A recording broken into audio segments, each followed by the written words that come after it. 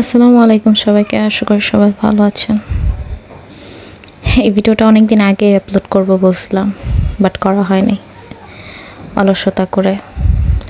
আর এখন অনেক লেট করে করা হয়েছে, ইচ্ছা করে। সাহস হয় নাই যে এই ভিডিওটা আমি এডিট করে শেয়ার করব। অনেক কষ্ট করে এটা করতেছি। এটা আমার মেয়ের লাস্ট গিফট আমার আব্বুর পক্ষ থেকে। ইনফ্যাক্ট এটা লাস্ট ভালো মুহূর্ত আমার মেয়ের সাথে আমার আব্বুর। খুব কষ্টের বলতেছি, ভাবতেছি আমার আব্বু আজকে নাই 1 মাস হয়ে গেছে আমাদের ছেড়ে চলে গেছে। আব্বু যেখানে আছে আল্লাহ যেন তার ভালো রাখে, জান্নাত নসিব করে। আমি তো একবার ভাবছি যে ভিডিও আর আপলোড করব না, চ্যানেল অফ করে দিব, কিন্তু আব্বুর কথা চিন্তা করছি। যখন আমি ইউটিউব চালু করছি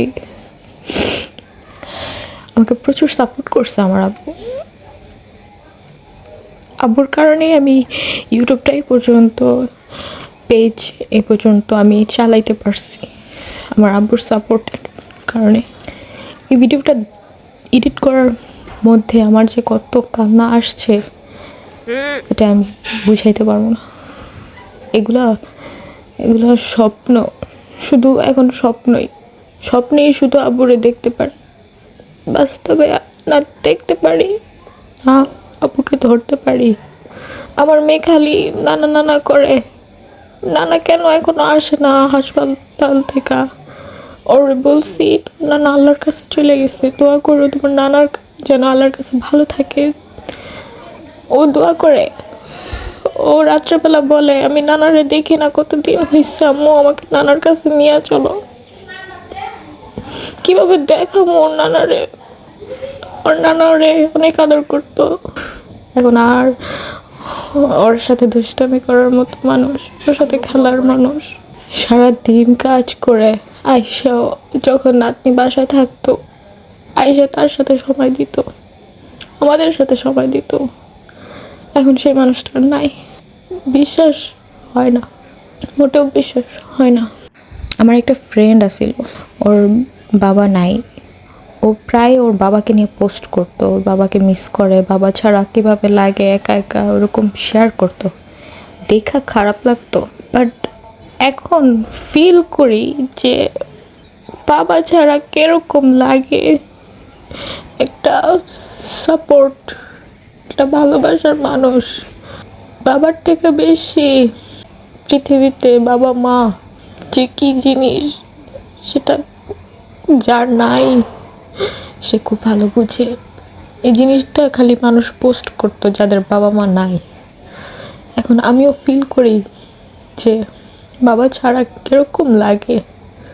সব কিছু আছে ঘরে, সব কিছু, কিন্তু যেই এই জিনিসগুলার তৈরি করছে আমাদের জন্য সেই মানুষটা এখন নাই।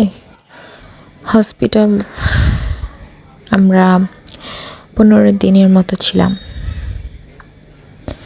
পাগলের মতো দৌড়াদৌড়ি করছি, এদিক থেকে ওদিক, এই ডাক্তার থেকে ওই ডাক্তার, এই হসপিটাল থেকে ওই হসপিটাল। আমাদের এরকম হয়েছে একদিনে আমরা 3টা হসপিটালে গেছি, কোনো জায়গায় আমার আব্বুকে রাখে নাই। ফার্স্ট বারডেমে ছিল, ওইখানে যেহেতু ডিসেম্বর মাস ছিল, বড়দিন, আরও মানে বৃহস্পতি শুক্র শনি ডক্টরদের বন্ধ, তো ট্রিটমেন্ট হয় নাই, এতে আরও গাড়াই গেছে। মানে কত কষ্ট যে আমার আব্বুর হইছে, নিজের চোখ দিয়ে না দেখলে মানে কেউ বুঝতে পারবো না। আর যার কষ্ট হয়েছে তারটা শুধু সেই ভালো জানে।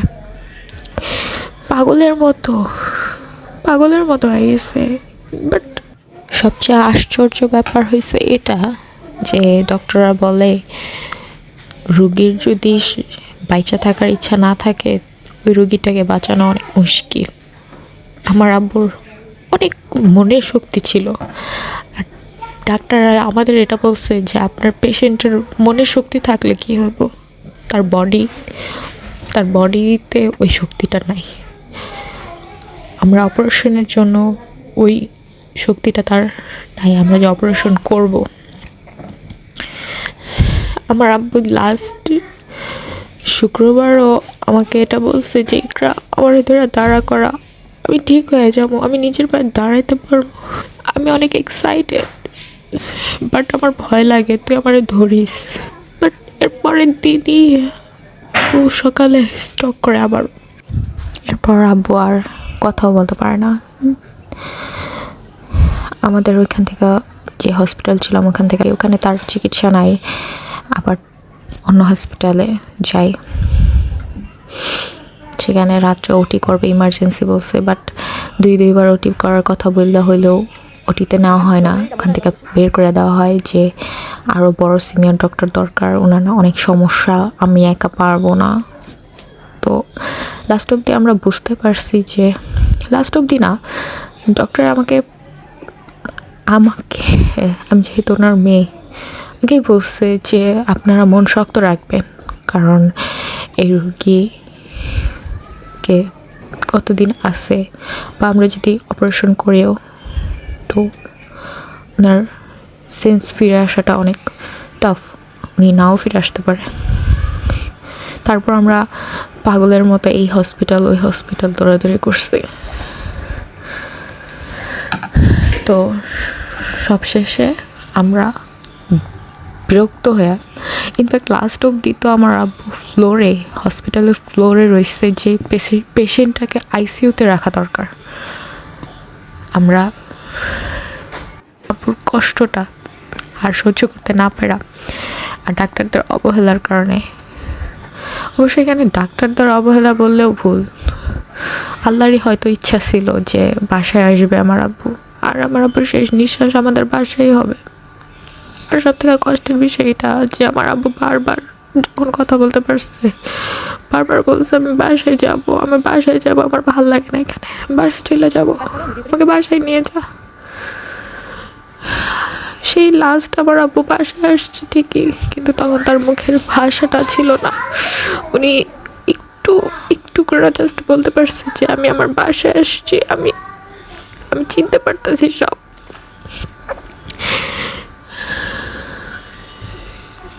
জানুয়ারি 7 তারিখ আমার আপুর সব কষ্ট, সব ব্যথা দূর করে আল্লাহ তার কাছে নিয়ে গেছে। আমি বাবা হারানোর কষ্ট থেকে বেশি খুশি যে আমার আব্বু যদি থাকতো, তার অনেক কষ্ট হইতো, অনেক, যেটা দেখার পরও এটা বোঝার মতো শক্তি কারো হইতো না, একমাত্র যে ভোগ করতেছে। কিন্তু খারাপ তো লাগে, তো তাড়াতাড়ি কোনো দিনও কল্পনা করতে পারিনি এইভাবে হুট করে এত তাড়াতাড়ি কিছু হয়ে যাব।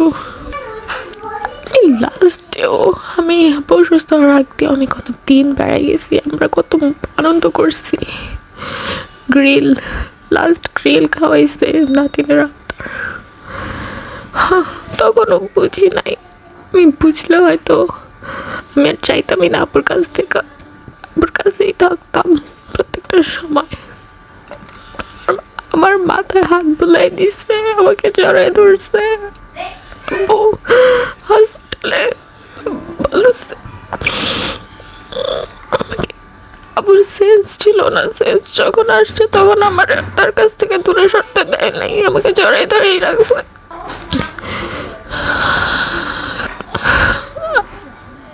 আব্বু,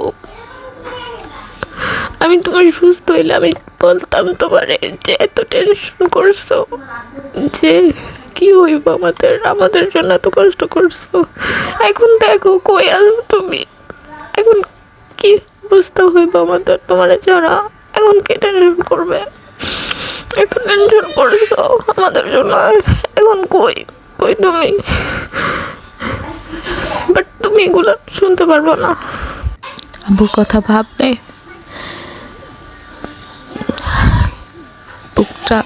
কেমন জাতি করে। এটা হসপিটাল থেকেই যখন আমাদের ইমার্জেন্সি ফার্স্ট ওটিতে নেওয়ার কথা বলছিল, তখন থেকে এরকম হার্টবিট বাইরে যায়, বুক কাঁপে। এখন আব্বুর কথা মনে উঠলে এরকম হয়।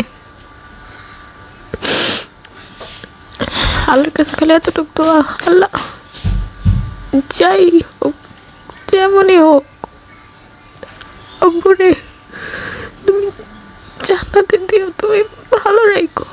যেমনটা এই দুনিয়াতে ছোট থেকে বড় হয়েছে, যেভাবে আমাদের রাখছে, আমাদের যেভাবে আদর ভালোবাসা স্নেহ দিয়ে বড় করছে,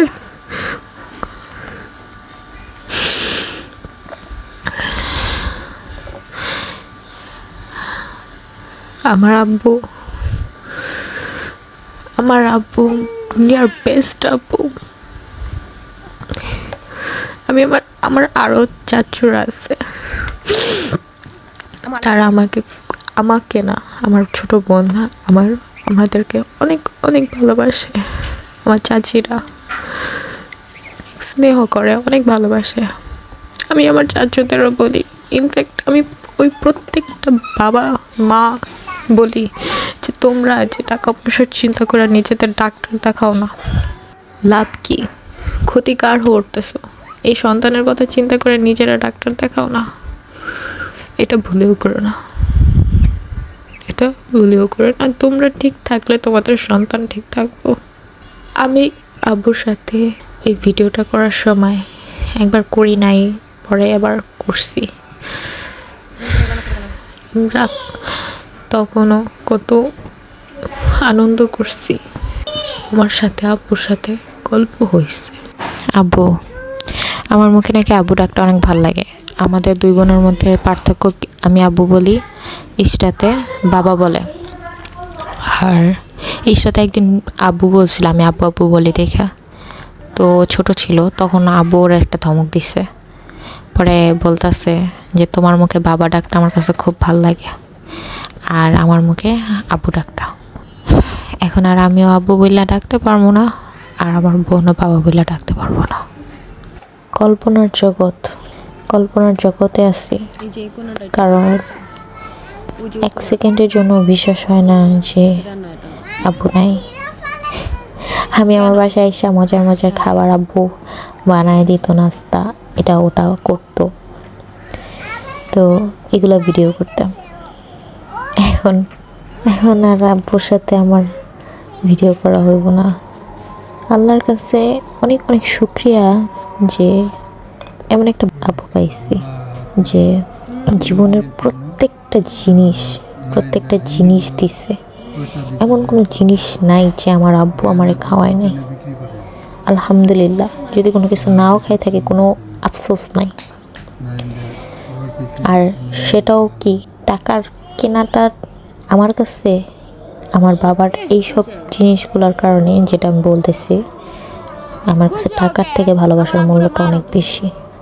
বাইরের থেকে অনেকের বাবা মা হালিম কিনা নেই, ফুচকা কিনা নেই, এটা কিনা নেই, ওইটা কিনা নেই বাচ্চাদের জন্য, আর সেটা আমার বাবা নিজের হাতে সামনে বৈশা নিজের হাতে বানায়া খাওয়াইছে আমাদের। আমরা আনন্দ করছি, বানানোর সময় মজা করছি, হাসি মজা করছি, একসাথে খাইছি, অনেক মজা করছি। আমার আব্বু, আমি যখন ছোট ছিলাম, অত ছোটও না, তখন সমুদ্রের সুরমা মাছ আনছিল, একবারে আমার সাইজের থেকেও 2-1 ইঞ্চি লম্বা হইব, সেটা আস্তা পাঠাই দিছে বাসায়। কেন? আমাকে দেখানোর জন্য। আর বড় মুরগি বা যে কোনো কিছু যদি অদ্ভুত হয়ে থাকে, সব কিছুই আব্বু আপু আমাদের দেখানোর জন্য, আমাদের খুশি করার জন্য একটা বাসায় নিয়ে আসতো, আমাদের খুশির জন্য। এমন কোনো জিনিস নেই ওই মানুষটা করে নাই। আমাদের উপরে রাগ হইলেও বলতো যে বুঝবি, একদিন বুঝবি যখন না থাকবো। আসলে আব্বু এখন বুঝি, তুমি নাই, এখন অনেক বুঝি।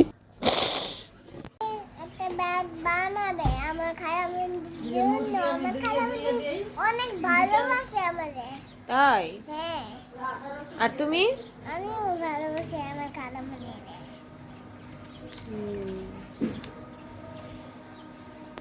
বলার জন্য অনেক কিছু আছে। আমার আব্বু মানুষটা কথা কম বলতো, কিন্তু গল্প করলে অনেক কথা বলতো। এখন অনেক কিছু মনে পড়ে, অনেক কিছু বলতে ইচ্ছা করে আব্বুর সাথে। আফসোস এখন আব্বু নাই। আমার ফ্রেন্ড ছিল, আমার আব্বু বলতো তুই আমার বান্ধবী। আমার সব কিছু আমি সবার আগে আমার আব্বুরে শেয়ার করতাম। কেউ বকা দিলে, আম্মু বকা দিলে আম্মুরে বলতো হইছে চুপ থাকো।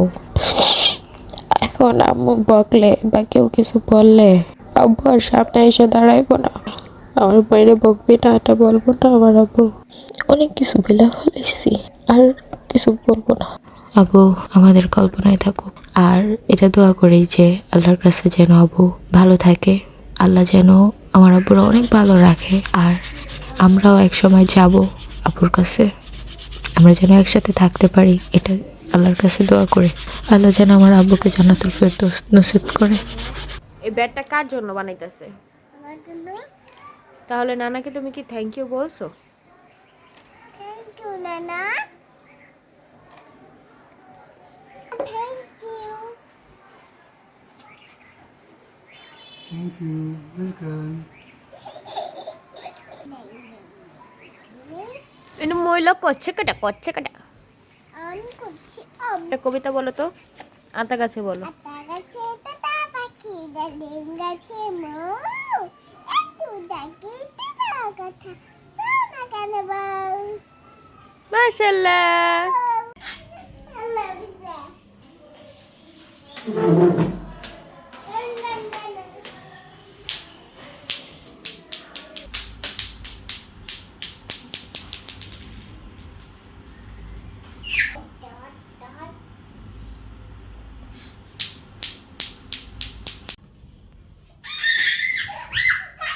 এমনি এমনি টেনিস বলের মতো করো দি, নানা দাও।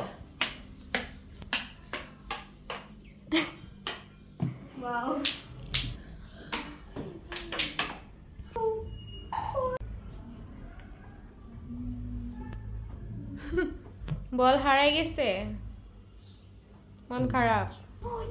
বল বের করে দিবে, তুমি অপেক্ষা করো।